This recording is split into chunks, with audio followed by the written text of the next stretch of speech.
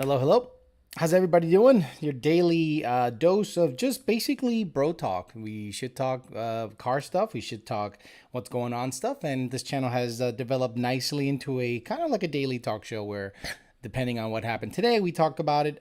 Today, again, the subject matter is just becoming general shit talk, and we'll see who we boot today. That's usually what happens. I guarantee a lot of people don't reply until I get on live because they want to see the reaction. So what I'm going to do now is if I see homeboy or anybody that I think should get booted, they just get booted. You know, there's not going to be no fanfare. Just like one of the guys said, if you don't come correct, don't come at all. Hey, yo. Today, I'm going to talk about or show you the video of street racing channel racing in North Florida. Now, I know there's a very robust street racing scene in North Florida because that's technically the South. Actually, it's the deep South up there in Yeehaw Junction and up. So there's a lot of street racing that goes on up there. What blows my mind is these motherfuckers are doing it on asphalt and pulling the front tires on asphalt out of all things. So it's cool to see. Hopefully they don't try to do a copyright strike on my shit. I just want to shout them out and do the thing. Give them the shout out, but it's a very good video.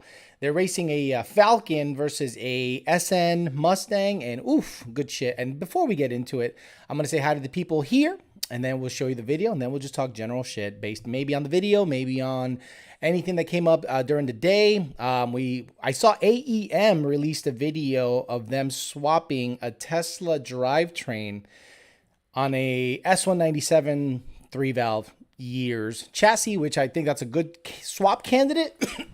A even better swap candidate, in my opinion, is an S550 based on the IRS and the popularity of the platform. Now, you guys might disagree, but if you can swap like a Model 3 performance drivetrain into a Mustang and keep it under 4,000 pounds, that's a winner. That's a 10-second car. And nothing to sneeze at. 10-second car with a 270-mile range if you can make it.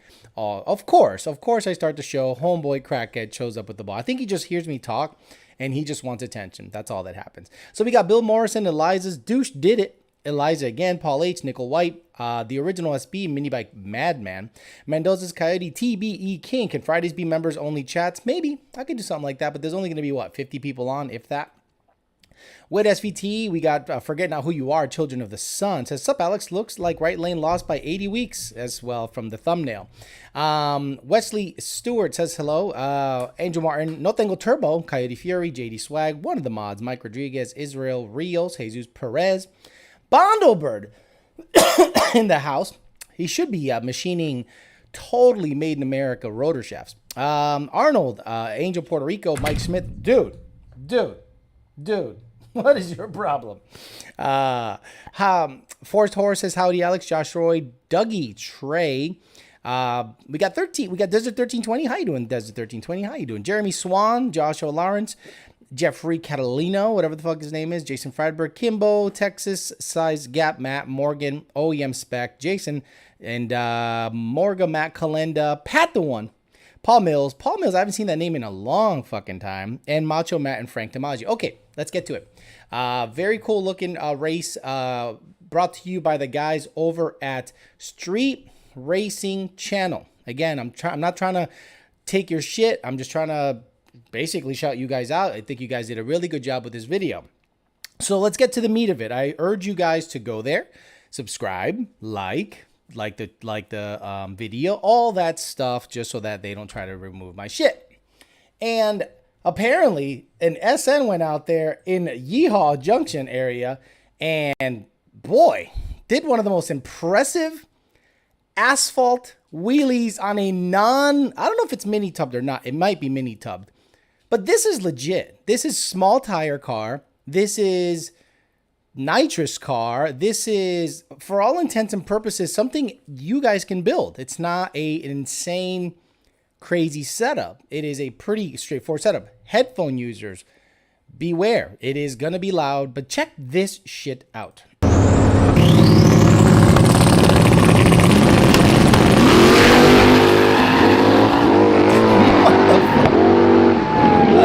And into the motherfucking woods. I wondered why the title was literally Deep South Shootout in the Woods. Now I know why. They have multiple angles of this wheelie, so be patient. There's going to be plenty to see. Let's fast forward to the ship.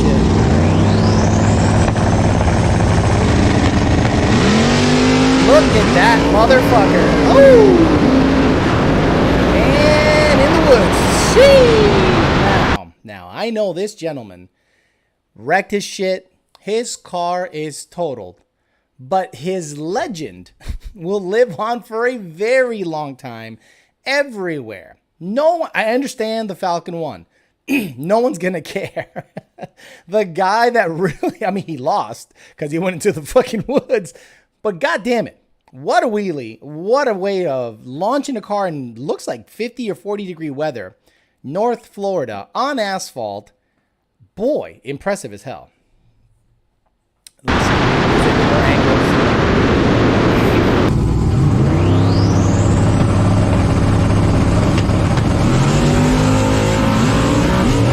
can't see him, but and that guy was getting it. These cars are getting it. This isn't slow car shit. This is fast car shit. So, bro, it's and this is the final angle I think we got of it.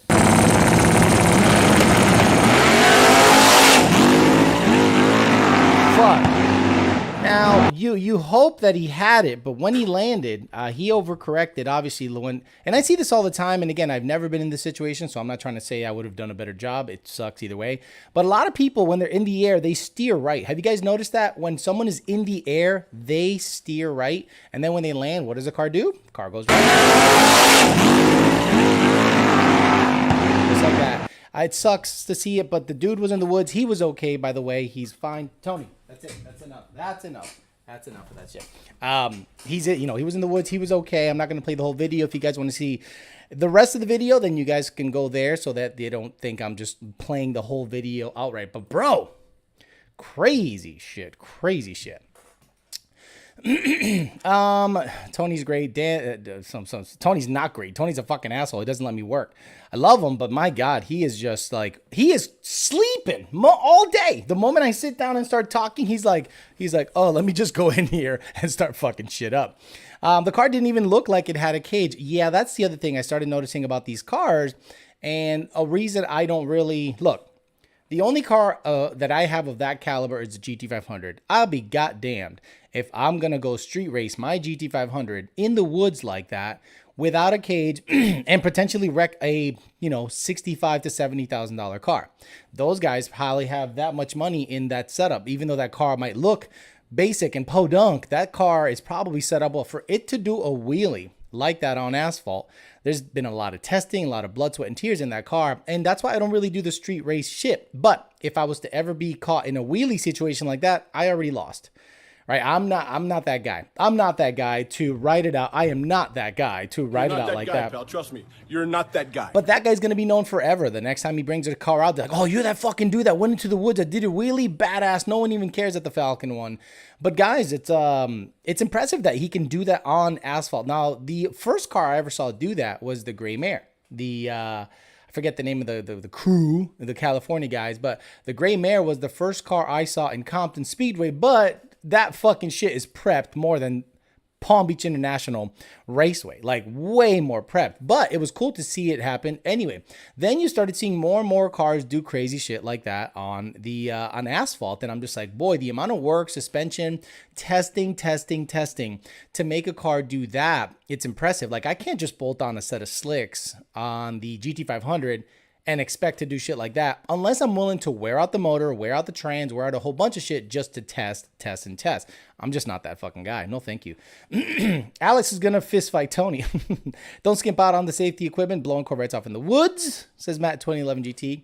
SN95 did have a cage. I don't want to show the whole video because I don't want them to think I'm just glomming off of their shit. I want them to get the views out. I want them to get the likes. So go to the video, watch the rest of it. But I just wanted to show you that in North Florida, these guys are out there, doing some serious stuff on the street. There is a road near me between Stewart and Port St. Lucie that's off to the side, that is asphalt, that is prepped pretty damn well. My fear is that if I bring the GT500 up there and start, I'd have to trailer it up there and start, doing licks and get my ass caught and then get my license taken. I'm not willing to do any of that bullshit, but goddamn it, is it tempting. AV Boys, thank you very much. The AV Boys with the gray mare in the West Coast. That was the first car that I started looking at going, a lightweight Fox body with a big inch small block Ford is cool as shit. All it really needs is to be like a 950 car on the street. That's what you really need to have a lot of fun, have repetitive, consistent races, and you can go far with a car that runs 950 on the street. Now, with the advent of turbos, Whipple, 10R80 cars, 10R80 cars are dragging low sixes, high fives in the eighth.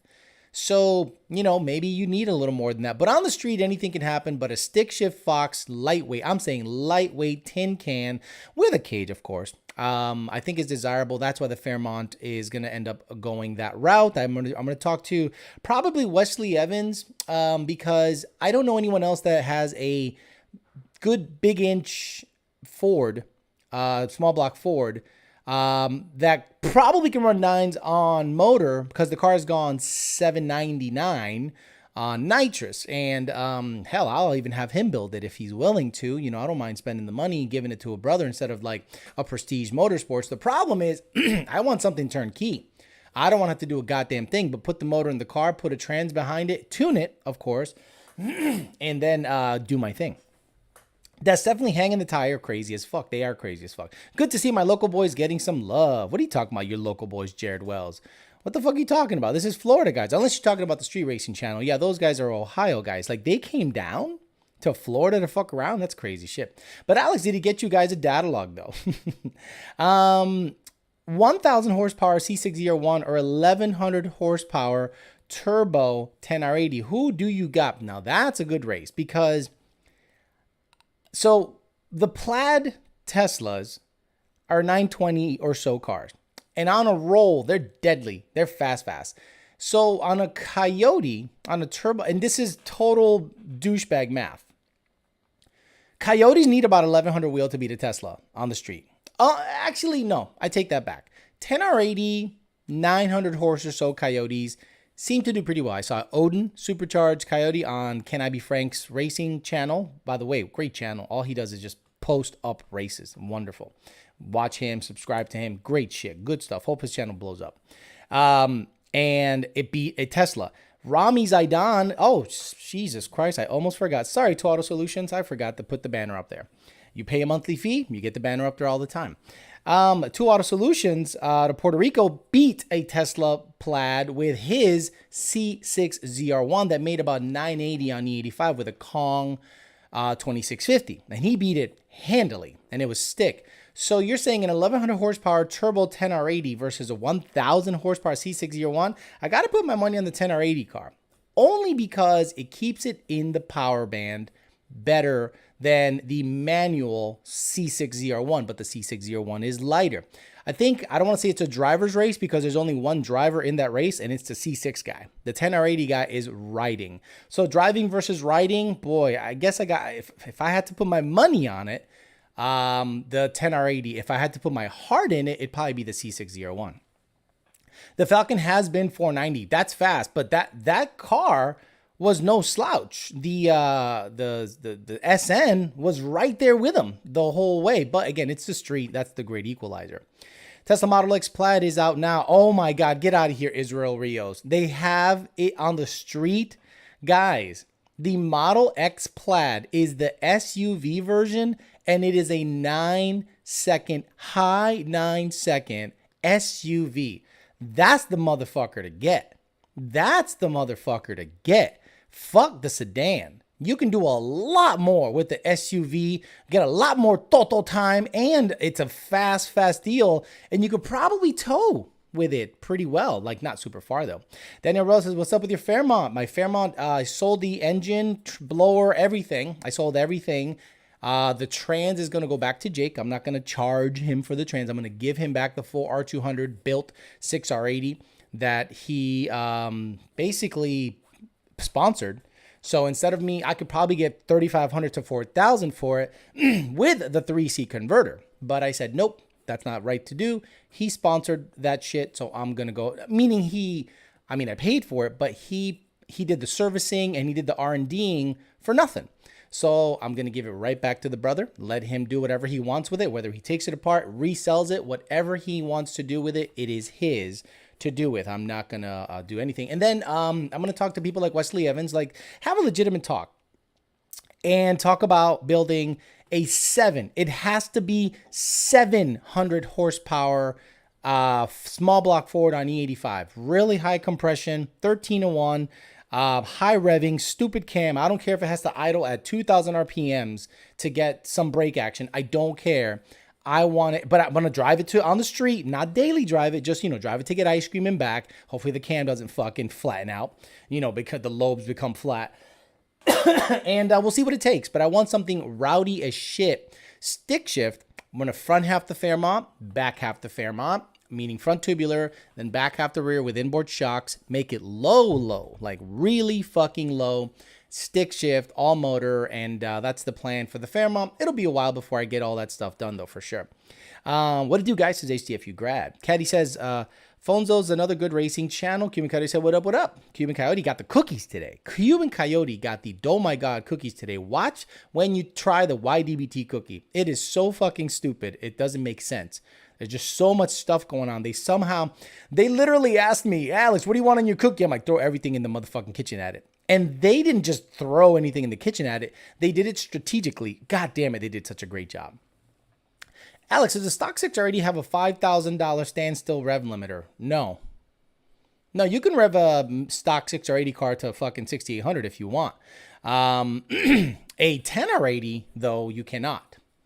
I mean, you can, but we don't manipulate the neutral rev limiter because, number one, why the fuck do you want to rev an automatic car in neutral or park? For a rev contest? So in case you're passing somebody, you can pop it into neutral and go rum like a fucking cuck bitch ass hoe. We don't do that shit. Gap Trackhawks and Hellcats. Could you imagine gapping the Trackhawks and with a Model X? I'm going to look into this. Model X plaid. Model plaid. That's the bitch to get. With the most powerful, blah, blah, blah. Any news? Tesla Model X Plaid review, the quickest SUV in the world inside EVs. This was 1 day ago. Oh boy, this is going to piss off them Hellcats and Trackhawks because you ain't got shit for an electric SUV. Sorry, Trackhawk owner. I don't care if you got a turbo in that bitch. I don't know. I don't give a fuck what you got. This bitch is going to fuck you up anywhere you see it. And it seats 7. 1, 2, 3, 4, 5, 6. Wow. Tesla Model X comes as a 6-seater. So it comes as a 6-seater, but it costs 6,500 more doll hairs. Interesting. But so, yeah, it's out. So I'm going to look at some of the videos and talk about it maybe tomorrow. I'll just do that because there's a review on it. Supposedly they're 9-second cars. So that's going to be interesting to see how that Model X does in real world situations. Boots 10 already says cookies are pretty solid. And then he says, try 'em, brother. Okay. Overall, which is better, Mustang or Camaro? Which one do you think? Where we got? Which ones do you think has been settled already? Well, they stopped making the Camaro twice already. So that kind of gets rid of the whole what's better. Because they don't stop making something if it's better than something else. Right? Like, when have you ever seen something? Actually, I shouldn't say that. The McRib is wonderful and they stop making it. Then they come back and make it again. So maybe the Camaro's like the McRib. Who the fuck knows? Good afternoon. Finally got a chance to watch live. Says 60 series John. Cuban says cookies are amazing. Peanut butter are my favorite. Okay. Gordon Kemling, Model X Plaid probably sounds like an R2D2. Alec, he just wants to hear the sound effect of R2D2. Man, I free rev on Hondas all day in my Titan, son. I made it. Now we can start, says Henry Cantu. If I had $150,000, I would definitely get a Tesla. That is probably the price, right? Like a Model X Plaid price is probably going to be $127,000. $6,000. Oh my Lord, Elon, you are on motherfucking crack. Are you kidding me? The Model X Plaid is from, meaning from. So it's, holy shit. The Tesla Model S, oh, this is the Model S Plaid. We're talking about the Model X Plaid. Holy shit. It can be up to 126,000. But look at the horsepower. Shit. 1,020 horsepower. That's the world we're living in, guys, now. I remember you guys that were, think of yourself 2 years ago.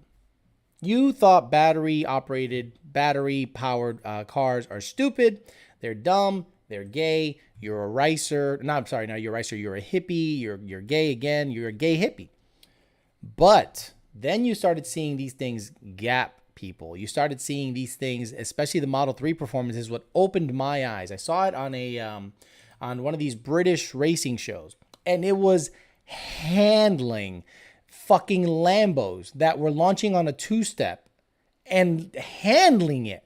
And the guy could not believe that he was like begging his fucking $200-something thousand Lambo that launches on a trans brake and it's all-wheel drive, begging to beat a Model 3 performance sedan. And I said, the future is here. It's fucking here. Now we're seeing 920 high 8-second plaids with weight reduction. Now we're seeing 9-second 1,000 horsepower SUVs. So I'm telling you guys, for those of you that thought, oh my God, it's never going to take off. This is so stupid. You know, ICE forever. I understand, but there is a time and place for electric. And in the last 2 years, it has progressed so quickly. And just like technology like doubles every year, battery technology is going to get better and better. And just you wait until you start seeing solid state batteries with a recharge time of 5 minutes. Quicker than the pump. In, out, done. Nothing crazy. A fill up, or a charge costs you $10 to $15. And you have 1,000 horsepower ready to go. And there's charging stations all over the place. People go, what about the infrastructure? Tesla already has the infrastructure. Tesla already has it. And people are going to say, but what about people that don't have Teslas? Tesla isn't stupid. Tesla will probably tell Ford, Chevy, Dodge, anybody, hey, we will make our charging stations available to non-Teslas for a small licensing fee.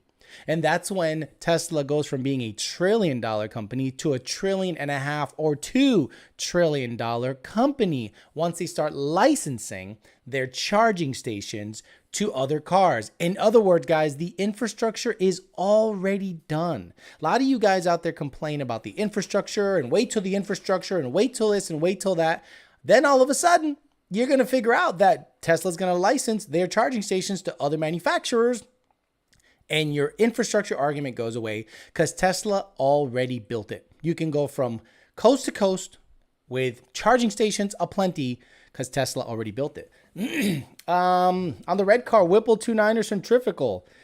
I would do a centrifugal on the red car, to be honest with you. It's got 373s. Okay, got 373s. I would get like a 3C converter or restall it to like a 4C to get out of the hole. But it's got 373s. A Whipple would be a little hard hitting down low, boosted 10R80. It would hit too hard down low. It might just blaze tire. But a centrifugal with 373s, a 4C or so converter, oh, it's going to be stupid. It already got the fuel system and you already got 1,000cc injectors.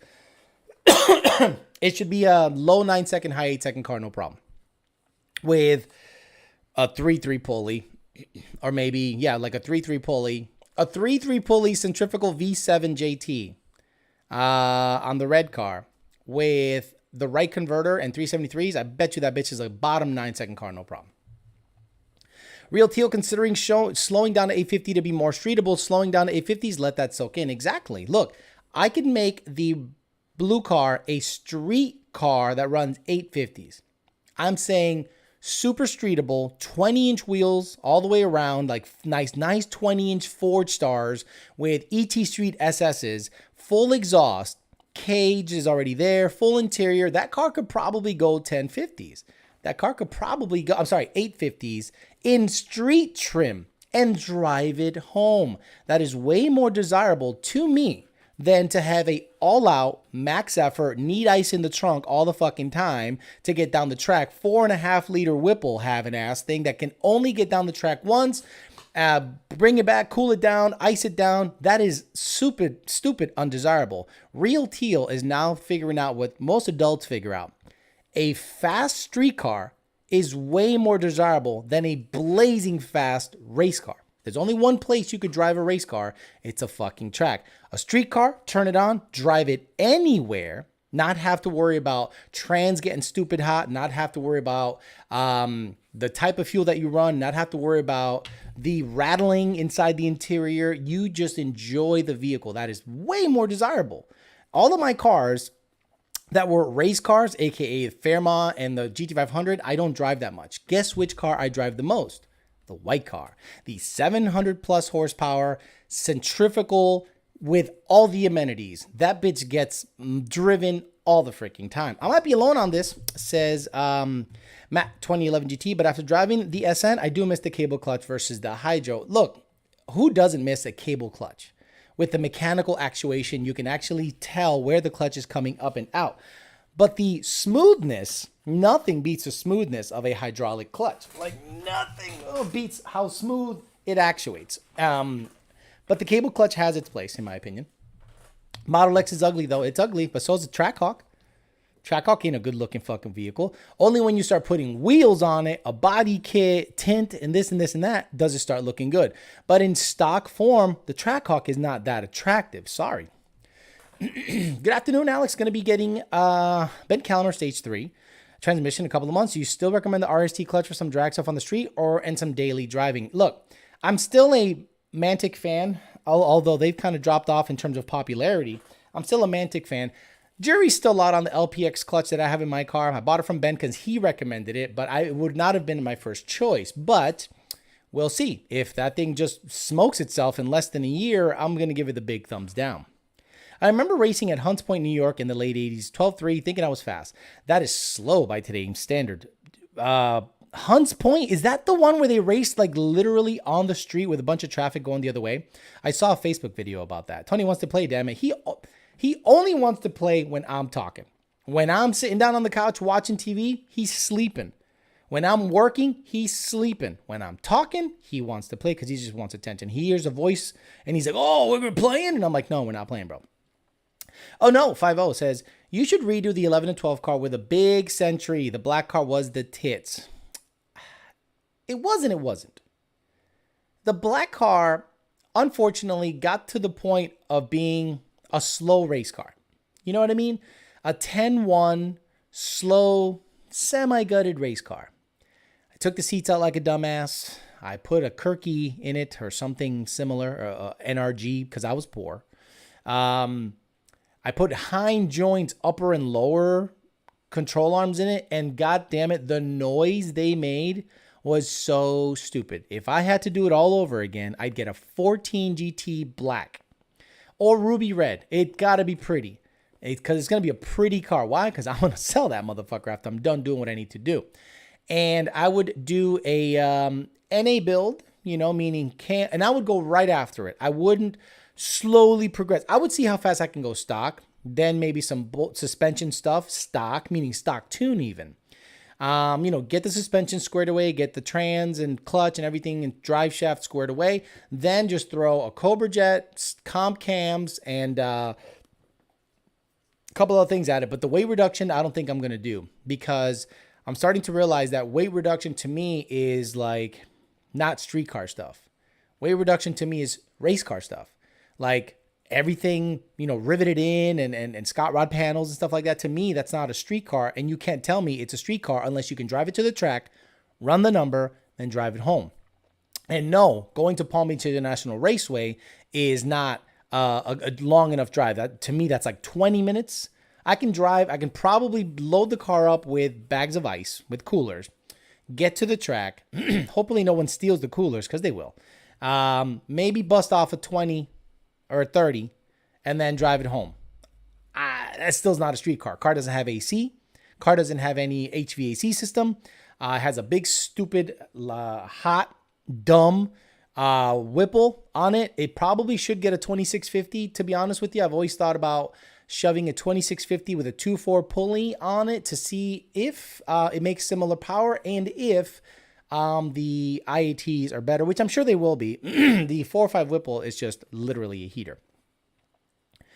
Oh boy, did the rear in the black car squeak? Paul Monaco? Oh yeah, remember Paul Monaco? Paul Monaco used to own the black car. It had the Heim joints, and you would go over a bump and it would sound terrible. But what I would do in the future, Paul Monaco, if I did do another S197, I'd get actually I have an S197. I'm so stupid. The GT500 has Maximum Motorsports super high-end Heim joint upper and lower control arms. It still makes noise. So that, to me, that ain't street car. I'd love for that car to have a 20 set of 20 by 11 Forge stars, looking mean as fuck, because the car is pretty. I'm not going to deny how pretty the blue car is, but some 20-inch like chrome, or maybe, I don't like black. Black looks kind of whack as fuck, but some super nice, maybe polished lip and like a gray center Forge star of some sorts with a 20-inch meaty ET Street SS with a full exhaust and a diode, so it actually overdrives a little bit when I'm cruising it and it doesn't heat up like a motherfucker. And that car would be a legit badass street car. I've thought about it, but I still want to see if I can go with 7 in the car. Does Manuel from Midnight do really well financially? I don't know. I would never, I'm not a pocket watcher. He seems to do well because, look, if he does well, he works hard. You can't knock the dude's hustle. No, I don't know many people that work as hard as he does. But I don't pocket watch motherfuckers. So if he does well, that's on him. Mustangs don't even look great stock. Exactly, Stephen Perez. From a driver's point of view, do y'all like the Recaros or coming? Okay, stop. Turuviate, who gives a fuck about seats right now? You got to fix your hood. You got to fix your nose. You got to fix the car. You got to fix your life. About the last thing you need to worry about right now in your situation is the fucking seats. That car needs so much work. The seats are the absolute last thing you should worry about in that car. Holy shit, he cares about the seats. Who gives a shit? Quarantine Heem says, I have an 11 blower GT on pump gas with 70,000 miles. What does it mean when I try to start the car from a cold start and it just cranks for about 3 seconds and it starts? It means it takes a little bit to start. Guys, don't worry. Did it start? Drive it. People think that a highly modified car with a 120 millimeter cold air, 1000 cc injectors, a booster pump should start exactly like stock. Guys, little hint here. Stock cars don't start like stock when it's cold. I lived in Massachusetts and my 2011 GT was bone stock for 2 or 3 years. It took 3 or 4 cranks for that motherfucker to start when it was cold. And then it sounded like shit until the wide bands kicked in. So stop over analyzing your car that has been modified the way it starts. People today forget to build a car for them. They just do it for the clout and end up with something that's just a pain in the ass to drive. Look at Cletus. Cletus is selling most of his fleet. He says he wants to buy something else that appreciates in value. The only thing that appreciates in value that's a vehicle is like a classic, like Ferrari. That's about it. Or a Corvette. Turvy, man. I mean, seriously, he's talking about seats. B. Turuviate. He's talking about seats. Have you seen your hood? Have you seen your paint job? Have you seen your wheels? Have you seen your front end? Have you seen the radiator fucking crossover pipe that you made? Dude, the last thing you need to worry about right now is the fucking seats. Man, you need some deep pockets. Geez, if it runs, drive it. Wet SVT says, bro, my car be cranking for a fat minute. It be what it be. No. When I used to get it, used to go, choom. Now I put a blower on it, 120 millimeter cold air, ID1000s, a boosted pump, and a D-Trix 400, and it goes, chicka, vroom. What's the problem, Alex? By the way, got my axle back in the car and all the damage panels off. Y'all care about progress. We really don't care about progress. Wait, if you what you're doing is progress, sheesh, document everything. Jared Wells says we don't care. Oh my God. Go back to the Mustang wheelie video. Since I signed on late, the world revolves around me, Alex, JK. BT Racing is a V6 still. Exactly. Damn, Hunts Point. I grew up there back in the 70s and 80s. Says Fast Rider. That's a weird name. Shit. Love Boost says, but Gordon, is it called a boost controller? What's he talking about? For $126,000, I have high expectations. You do. It's a 9-second SUV. What else do you want? Look, that SUV is not for you. That SUV is not for me. If I'm going to buy an SUV, guys, I'm getting a Lincoln Navigator. What's up, little man? Well, look at you go. Look at you tap on my back. What are you tapping on my back for, bro? Fuck you doing? Fuck you doing, bro? You got a problem, big? I'll fuck you. The Navigator is big, comfortable, can tow 10,000 pounds. And if you want to go to Pound Town, you can get that back seat quack going. I'm like, yep. Hey, baby, you want to get some of this bitcho in the back seat? You know? I wouldn't do that in an X. I just wouldn't do that in an X. Imagine Torreviate wins an X giveaway. Could you imagine? But I'm asking y'all about qualities you want for dailies. Stock. Daily cars do great when they have stock shit. You guys remember when you bought your first S550. Remember that feeling when you got in it and the thing smelled brand new and you went, what's that smell? New car. And you turned it on and it went chicka chicka chicka vroom. And you're like, ooh, that's nice. Then you put it in gear and you drove away and you took a turn and you hit a pothole in the middle of a turn and nothing happened. It just went ba-bump and you didn't unsettle the car. It just drove well. Remember your Pirelli P0s or your Michelin 4Ss, how nicely they wore, how you got 25,000 or so miles on them. They were great in the rain. The car got 26 miles a gallon and you're like, God damn, this car is great. Then you got stupid and you started doing the catalog game where you bought everything from the catalog and you put lockouts in the bitch, you put the stupid springs, you put the dumb fucking drive shaft, you put the dumb fucking axles, you put Texas speed headers on it without the rear O2s installed. You put some MBRP piece of shit X-pipe in the bitch. You put Corsa blow my dicks on the car. And then it drives like shit. It rattles everything. The same pothole you took the first day you drove the car now severely unsettles the car because of you got the good catalog shit in the car. You get on it leaving your neighborhood and it sounds like there's a war happening. World War fucking 3 is happening and it's just your fucking 13-second 5.0 leaving the complex. If you want a nice daily, leave it the fuck alone. Leave it the fuck alone because the moment you start wrenching on it, you ruin it. What did I do with my white car? I learned my lesson from all the other cars I've ever had. Drop kit, blower, sassle, done. Drop kit, nice set of wheels, blower. Got long tubes, stock axle back, stock cap back. None of the dumb shit. I learned my lesson. I did not want to make that car a all-out fucking race car. Fuck that shit.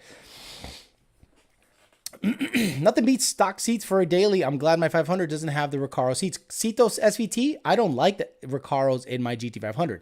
You can say you got them, and I have them, and you can stunt, oh, I got Recaros. They are insanely uncomfortable. They suck.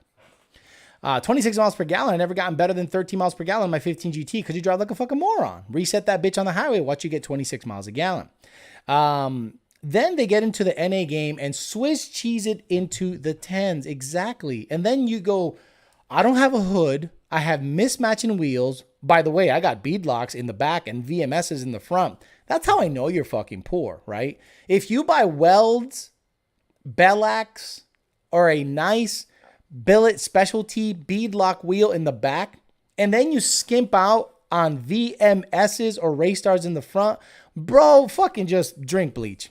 What the fuck are you doing? Why buy the Bellax and the badass shit and not have a matching set in the front, right? Then you got no hood. Then you got no seats. Then you got nothing. Then you got no exhaust. Then you got dumps. And you swear to Christ that you're stunting like a motherfucker on Instagram. And all the adults are looking at that car going, that looks like the worst driving car I've ever seen in my life. Skinnies, mismatched wheels, no hood, a fucking Kirky, no interior, rattling your ass off with dumps. The adults are laughing. You folks can keep your Mustangs, too many around. I'll hang on to my classic Merc. Congratulations, you're slow. What's his stock thing you speak of? Says it's just a dick. Any of you who have had COVID, did you cough up blood? Jesus Christ, no. I don't know if I had COVID. I never got tested. I just stayed my ass home and coughed my life away, and then I got better. So true, Alex. Keep the mods to a minimum. Guilty as charged. Greetings from the COVID infusion room. So you can daily a boosted Mustang? This guy don't listen. Just need to get the Tesla Plaid Perfect daily. Just need to find $130,000 for it. Agreed. It's not cheap. Who the fuck runs welds and VMSs at the same time? Oh man, Instagram is your huckleberry if you want to see some of the worst built cars on the planet or some guys acting like chicks. You want to see guys act like chicks? Go on Instagram. Motherfuckers be posing in front of the car. You're posing in front. Chicks do that. And they wear a purse. No, it's a satchel. No, asshole, it's a purse. You're gay. Aloma Star 2.0 front runners and are the adult wheels. They are the adult wheels. That's why I'm glad I'm watching your show. For the first only thing I've done is Resonator Delete and Springs, which are getting replaced by the iBox. You know, it's over when an NA guy can tell you about every cold air kit that there is in the catalog. Could you imagine thinking that you have a leg up on people because you went Roush, JLT, PMAS, Steeda, P51, OTR? You think you have so much more data than a guy that goes, yeah, everything you did was fucking stupid. No, but at least I tried it. Oh, so you have $2,500 in cold airs? And the difference between every single cold air was 3 to 5 horse? Great data. Great data. I'm missing out. I'm missing out on that data. Someone said Merce. But Alex, it's grassroots, tight jeans, and NA Swiss cheese boxes. Oh my God, worried about the shoulder support on a jalopy 15-second beater. Turvy. Turvy's the best. If you're coughing up blood, you got bigger problems. Yeah, you got your lungs done fucked up. My Instagram has nothing on it, says John DiNapoli. Hey, John DiNapoli, I think the package shipped today. I'll get you tracking info once it comes in. But I just wanted to make sure that homeboy got taken care of. Homeboy got taken care of by Mr. Rami Zaidan, 2 Auto Solutions. What a guy. What is happening here? You guys see what I'm seeing? Holy shit, there is something going on here that's I'm gonna have to say hi to. What the fuck is happening here? Bro. Sorry guys, I have to get back to you real quick. Hold on for a second. Oh my God. I'm like, it might not be real, but I'll let you know if it has a dick. The best intake upgrade path is as follows: stock, then forced induction. Boy, you aren't wrong. I had a gentleman today, and I think I saved him a lot of money. He says, Alex, what would you do? And I love that question because I give them real world answers. I'm not going to say, well, you can try the. Alex, what would you do if you were me? I want to eventually go boost. So how would you mod the car NA to set yourself up with boost? I said, long tube headers. And he goes, what else? I go, that's it. That's it. Long tube headers. Get the air flowing out. And then eventually the air will be sucked in when you get everything. He goes, but you wouldn't do a ported intake manifold? You wouldn't do a 15 different cold airs? You wouldn't do a... No. You asked Alejandro Flores what he would do. You didn't ask the internet. You didn't ask Mustang 6G. You didn't ask Instagram. You asked Alejandro Flores, who every freaking day sees people make these mistakes. Guys, I love opening up one of your folders. Like and most of them ends with an Ez. Gonzalez, Perez, Marquez. Alex, I need a tune update for a PMAS. And I'm like, okay. I opened his folder and he had stock, P51, Roush, Steeda 114, Steeda closed air box. Now he's going to a PMAS. And I go, oh my God, he doesn't get it. He does not get it at all. He literally thinks there is a difference between all those intakes. He literally thinks there's 20 horse on the table between all those intakes, when in actuality, there's 6 at wide open throttle, maybe 7. So I feel bad. So then I see that, guys, times 20 a day. The mistakes that are made by the same people all the time. So when someone asks me, okay, before I do stupid shit, what would you do? And I say long tube headers. Because if you're going to get boost later on, now, if you're going to go turbo, I'll say don't do a goddamn thing to the car until you can afford a turbo. Because your exhaust is going to be redone anyway. But if you're going to go boost like a Vortec or a ESS or a Whipple or Odin, then you just put headers on the bitch and then save for boost. Where's the funeral? I don't know what he's talking about. Curious to see how much better the laptop performs. Michael Nunn, I haven't picked it up yet. I haven't had time. I'll probably pick it up tomorrow. I have a 15 GT and I'm planning on going to forced induction, and I have a Boss 302 intake for when I make the intake switch. What kit would you recommend doing? And what else would need to look? Ronnie Elliott. If you're going to go boost, I like centrifugals. I like top mount blowers, meaning Whipple or Odins. So depending on what kind of boost you're going to go with, the Boss intake might be necessary, might not be necessary. If you're going turbo, I can't advise. I am not a big fan of daily driven turbo setups. They're not friendly in the long run. They make power, but when we're talking daily, we talking daily. Every day, wake up, turn it on, drive 40 minutes to work, do your thing, drive 40 to 50 minutes back, go grocery shopping, meaning your only car. Fuck no, I wouldn't put a turbo on that bitch. You guys are great, says John Napoli. Rami hooked me up with some injectors. I'm so thankful, water community. Yes, so I guess Rami, I didn't want to mention it because I didn't want to blow up his spot like that. But Rami heard John DiNapoli's story about him having kids and not being able to swing it. And I thought that the guy who won the 1050Xs in the BAP didn't really deserve it because he's not like an active member on the channel, but John DiNapoli is. So then Rami's like, dude, you know what? I'll hook him up with some D-Torque 95. So Rami, shout out to you for being such an awesome, not only sponsor, but hook the brother up without even having to be asked. He just said, hey, what's that dude? What's that dude need? What year's his car? I'll get him some injectors. So he hooked the brother up. Just tape a few milk jugs together, instant 200 millimeter cold air intake. That's the record setting NA unit. Alex, Stock 50 says, Alex, I recently installed the Stage 2 NSR com cams. If I decide to go boost in the future, will those cams be compatible? Stock 50, were the part number 433430? That's the cam that we tend to advise to get on Gen 3 cars. Comp cam part number 433430 on everything. NA, nitrous, turbo, or blower, it doesn't matter. Michael Nunn says, it'll render videos super quick since it's made to render models for engineering. Okay, badass. That's what I need. But I also need a good video card. Basically, it needs to perform like my work laptop, but better at rendering videos. If it works exactly as my work laptop works right now with the camera and everything, I'm a happy cat. But I got to set all that shit up in time. I don't have time. So it'll be on the weekend when I probably sit the fuck down and start setting that thing up. Are super chats not working, or is it my shit? It's got to be your shit because all these guys were giving up some money. Look at what I got going on here. See, all these guys gave money, so you should be able to give money too. So you don't need any bolt-ons when going down the boost route besides headers, obviously. What else do you need? Think about it, Love Boost. What do you need? If you're going to go with a Whipple 132, 123 millimeter cold air, ID 1000s, and a BAP, what do you need to do NA to supplement that? You're not going to port the manifold because that gets thrown away. You're not going to, nothing. Like, what do you do to the motor to set it up for boost? Nothing. So what? Just save your fucking money and throw boost at it. If the plan is to go boost, save a bunch of money up front. Was looking to go the Pro Charger route, says Ronnie Elliott. Yeah, you can go Pro Charger. I don't know how the coupler mates up to the Boss intake manifold versus the stock one in terms of angle. So you might have to play with that. But yeah, if you're going centrifugal, sure, you can use your Boss intake.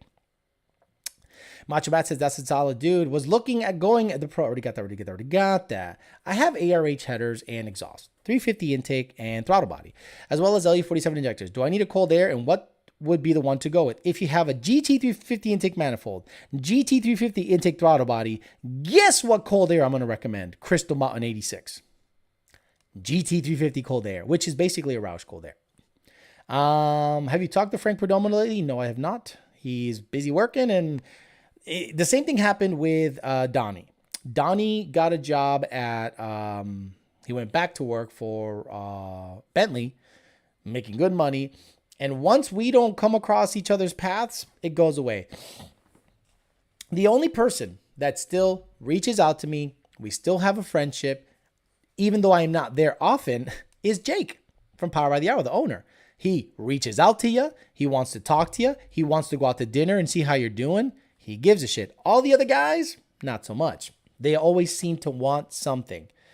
Like they make it seem like they're trying to help you, but in actuality, they just want to I don't know, go for a ride in the car or some shit like that. It's weird. Super Chat's working like B Turvy at O'Reilly's AutoZone, says Matt 2011 GT. 11-second Eclipse says, just some support, man. I appreciate you. Thank you, 11-second Eclipse. I did have a Plymouth Laser back in the day. That was a cool little car.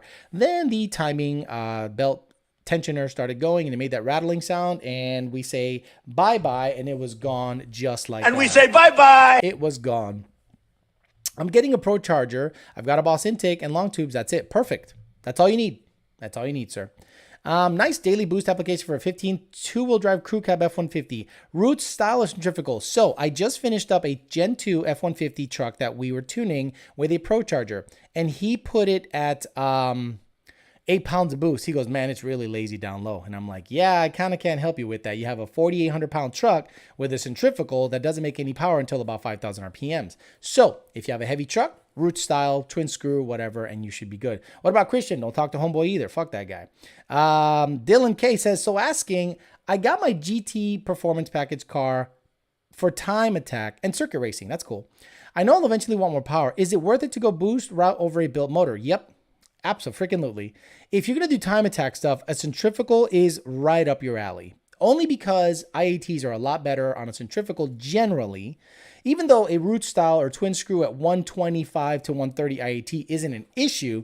Usually 10 PSI centrifugals just hang out at 100 or close to ambient. So if you're going to do time attack stuff, instead of building the motor, just slap a blower on it and you're good to go.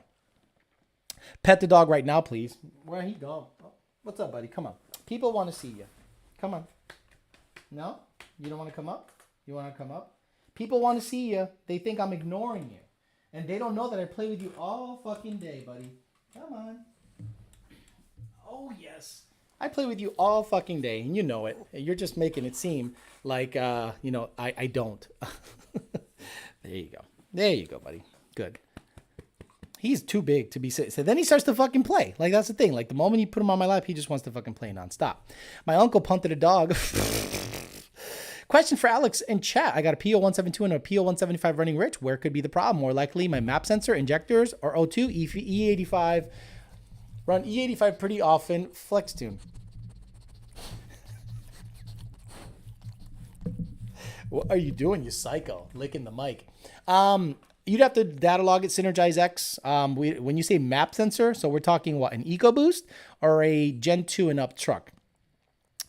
Can I pet that dog? 650 horsepower makes for a great daily. You'll never be fastest. Stop trying to impress others. Yep. That's the thing. People want to be the baddest motherfucker in their hood, and they don't understand like that the baddest motherfucker in your hood gutted his car, makes 1,100 wheel, and doesn't give a shit and has 15 other cars he can drive around. You're never going to be the king daddy unless, one, you got the money, two, you're willing to have a car that drives like absolute shit. So stop trying to be king daddy all the fucking time. Excuse me. Wouldn't OP and crank gears be a good idea when going boost?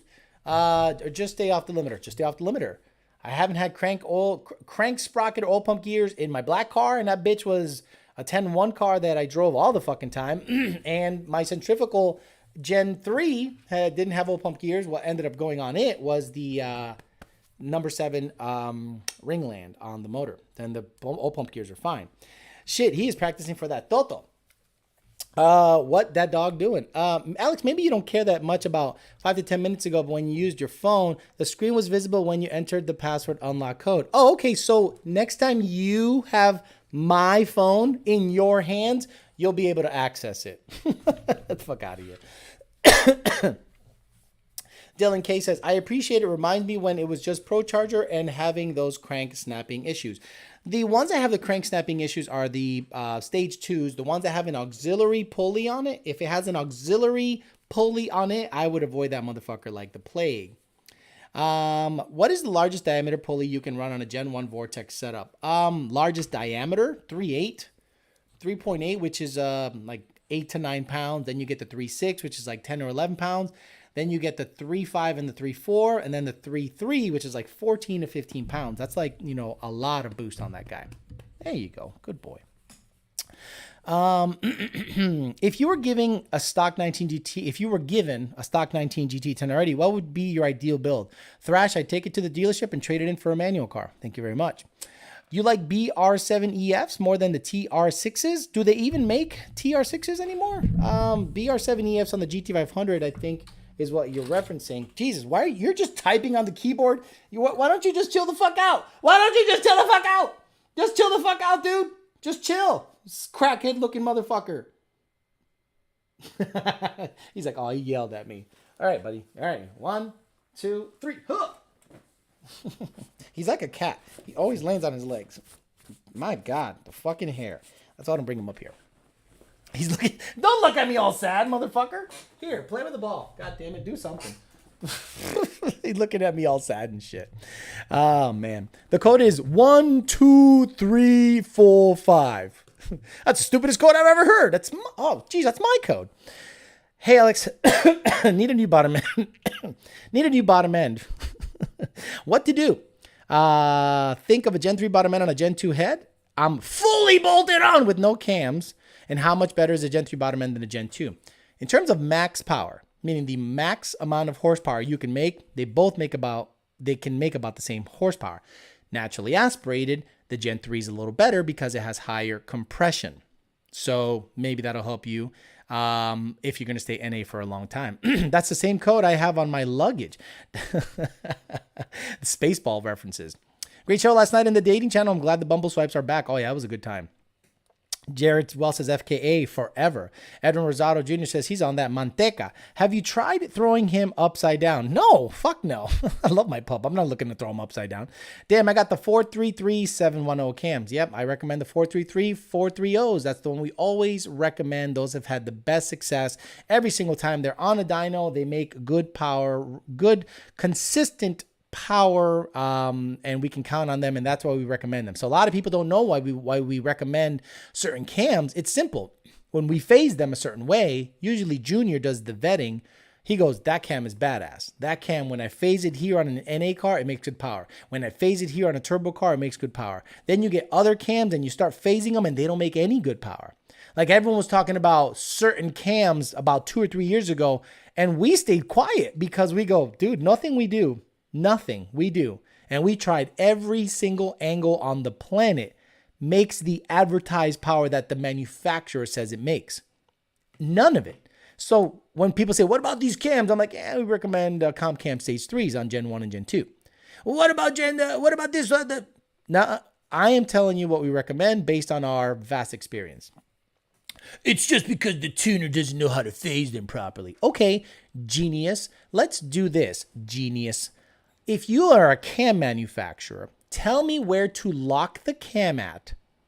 Okay, angles. We will take away VCT, and then we'll say, here you go. Put it on an engine, and then have another car with VCT, and then we'll manipulate the cams, and I guarantee the one with VCT will make more power and torque than where the manufacturer tells you to lock it out. Like it's happened like every single time.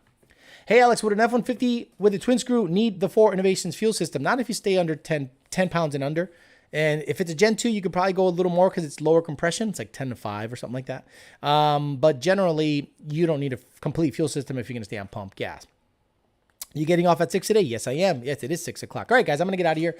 Tomorrow, I'm not sure if I'm going to be on or not. It's Friday, and I might want to just go out and get, like, right after work. I don't want to just sit here and wait and then do another show because Fridays tend to be the least populated shows generally, but I might be on. We'll see. Just keep an eye on if I do schedule something a half hour before the show starts, and I'll be on. If I don't, I won't. It all depends on what's going on, but I might want to go out and do stuff tomorrow, or maybe hang out with Jake a little bit, maybe work on the F-150. I still have the 18 manifold to put on and the PMAS cold air intake, or I'll just wait till the weekend when there's daylight and actually video it for you guys and show you the before and after. It's already been 12.7 with the before, so hopefully the after runs a 60 or a 50 or maybe even better depending on the high RPMs and the shift points that I tuned the truck with the 18 manifold. All right, guys, have a great rest of your Thursday. I'll see you guys maybe tomorrow, maybe not. Just keep an eye on the channel. We'll let you know when we schedule shit, and then we talk some more shit tomorrow, potentially. All right, guys, have a good one. See you later.